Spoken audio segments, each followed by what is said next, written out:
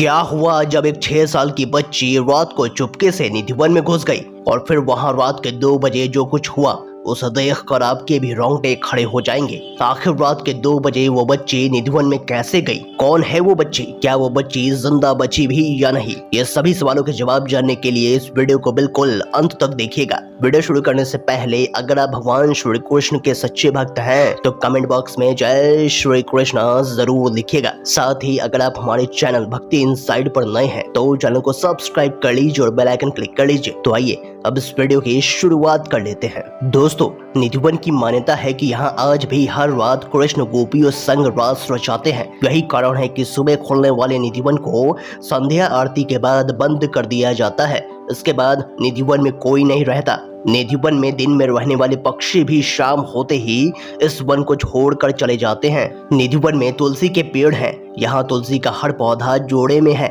मान्यता है कि जब श्री कृष्ण और राधा रानी रासलीला करते हैं तो ये तुलसी के पौधे ही गोपियां बन जाती है और सुबह होने पर पुनः तुलसी के पौधों में परिवर्तित हो जाते हैं। निधि वन के अंदर एक रंग महल है जिसके बारे में मान्यता है कि रोज रात यहाँ पर राधा कृष्ण रास रचाते हैं। रंग महल में राधा और श्री कृष्ण के लिए रखे गए चंदन के पलंग को हर शाम 7 बजे सजा दिया जाता है। पलंग के बगल में 1 लोटा पानी, राधा रानी के श्रृंगार का सामान, दातुन संग पान रख दिया जाता है। सुबह जब रंग महल खुलता है तो उस समय बिस्तर अस्त व्यस्त, लोटे का पानी खाली, दातुन कूची हुई और पान खाया हुआ मिलता है। निधि वन में आए दिन कई सारे चमत्कार देखने को मिलते हैं। ऐसा ही एक चमत्कार हुआ था पटना के रहने वाले सुरेश यादव के साथ। सुरेश और उसकी पत्नी भगवान श्री कृष्ण के बहुत बड़े भक्त हैं। सुरेश और उसकी पत्नी ने जन्माष्टमी के दिन मथुरा जाकर भगवान श्री कृष्ण और राधा रानी के दर्शन करने का निर्णय लिया। सुरेश की एक 6 साल की बेटी भी है। बेटी चलने लायक हो गई थी, इसलिए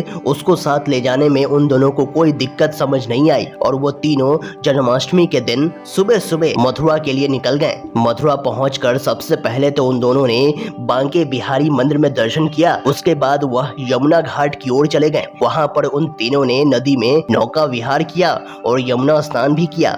शाम का समय हो गया था। तीनों निधि वन के लिए निकल गए। जन्माष्टमी की वजह से भीड़ बहुत ज्यादा थी तो वह तीनों निधि वन पहुंचकर दर्शन की लाइन में लग गए। रंग महल में राधा रानी के दर्शन के दौरान सुरेश और उसकी पत्नी इतना खो गए कि उनकी 6 साल की बेटी कहां चली गई उन्हें पता भी नहीं चला। दर्शन के बाद जब उन्होंने देखा कि उनकी बेटी वहां नहीं थी, अपने बेटी को न देखकर दोनों बहुत परेशान हो गए। उन्होंने सबसे पहले तो निधि वन में चारों तरफ ढूंढा लेकिन उनकी बेटी कहीं भी नहीं मिली। फिर वह दोनों निधि वन के बाहर ढूंढने लगे। शाम हो चुकी थी और अंधेरा भी हो चुका था जिसके कारण उसकी बेटी को ढूंढना और भी मुश्किल हो गया था। उन्होंने निधि वन के बाहर जाकर हर तरफ ढूंढा लेकिन वह बच्ची कहीं भी नहीं मिली। सुरेश जब निधि वन वापस लौटा तो वहां के दरवाजे बंद हो चुके थे।